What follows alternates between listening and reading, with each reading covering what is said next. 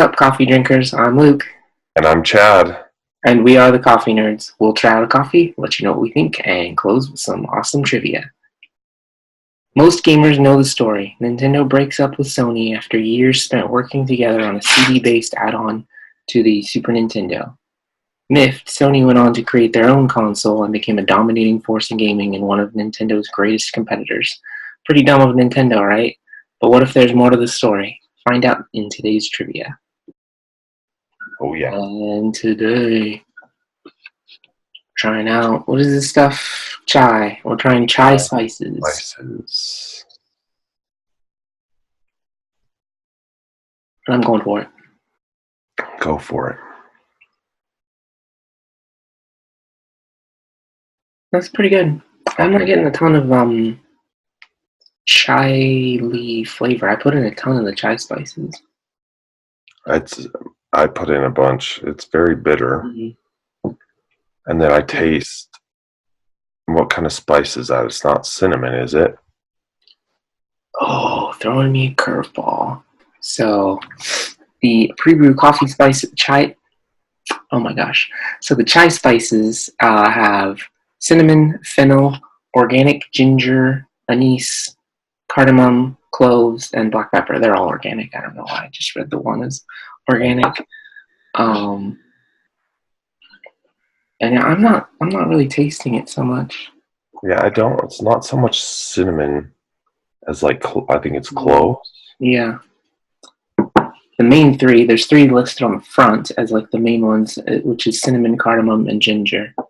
I can definitely taste the cardamom. That stuff tends to be pretty strong. Cardamom.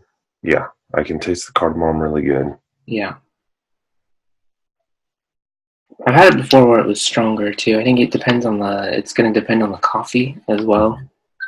I'm using Three Sisters, which is a pretty strong medium roast, whereas light roasts tend to take on the flavor of whatever spices you put in a lot more. Yeah. Yeah, I can taste the cinnamon, the cloves, and the cardamom. Not the cardamom. Well, the cardamom and that root. I always forget the name of the root. Ginger. Ginger? I think I'm getting the fennel too, I think. So it's a good, nice rounded chai. Yeah. Chai coffee flavoring. No, it's the anise that I'm detecting. Anise is the one that's kind of licorice-like. Oh. Very good. I enjoy it. Thumbs up. I've had it several times before, and I've enjoyed it. It's not my favorite of the pre-brew spices. I think the Awaken is probably my favorite, which we reviewed in a previous episode, but this one's definitely good too.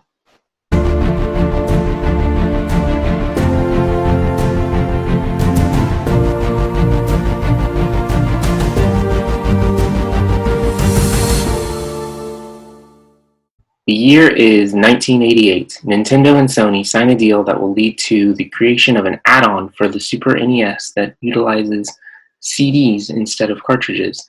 That's right, the Super NES CD-ROM, the failure that launched one of the biggest competitors in gaming. The partnership between Nintendo and Sony came about after the two companies successfully worked together on audio parts for the Super Nintendo. When fully assembled, the system would play Super Nintendo games and disc-based games.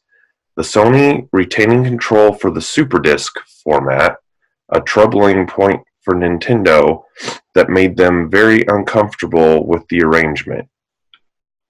So uncomfortable, they'd go on to talk to Sony's rival, Philips, and eventually sign a deal with them. Nintendo announced the deal just a day after Sony unveiled its Super NES add-on at the 1991 Consumer Electronics Show, embarrassing Sony in front of the world. Nintendo and Sony tried to sort out their differences, but it wasn't meant to be. Their partnership failed. Nintendo went on to release the Nintendo 64, and Sony released the PlayStation as a standalone device. The PlayStation was a massive success. selling more than 3 times what the Nintendo 64 did. And the PlayStation brand has been a thorn in Nintendo's side ever since. Yeah. Philips has too, actually. They do not get along well with Philips. Huh. In fact, Philips has actually sued them multiple times Wow. for like patent infringement and stuff. Not legitimate stuff, but that's a rabbit trail. It's hard to say whether Nintendo made the wrong decision. Other console add-ons like the 32X and the Sega CD for the Genesis were massive failures, helping drive Sega out of the console business for good.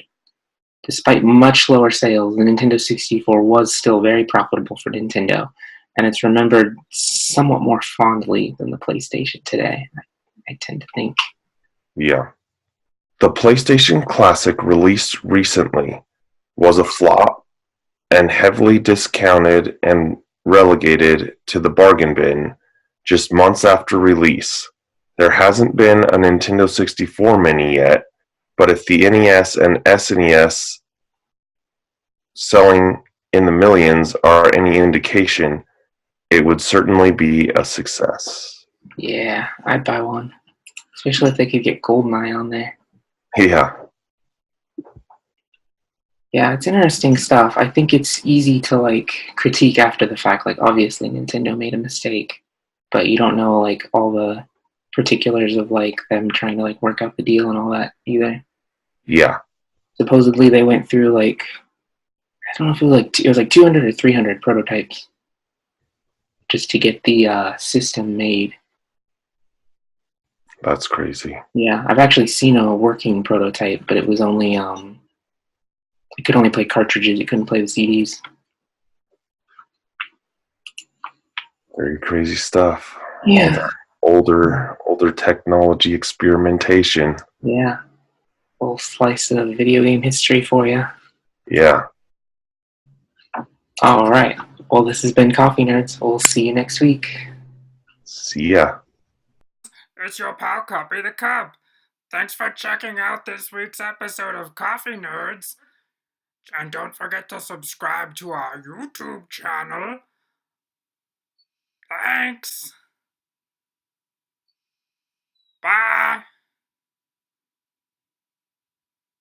I love you.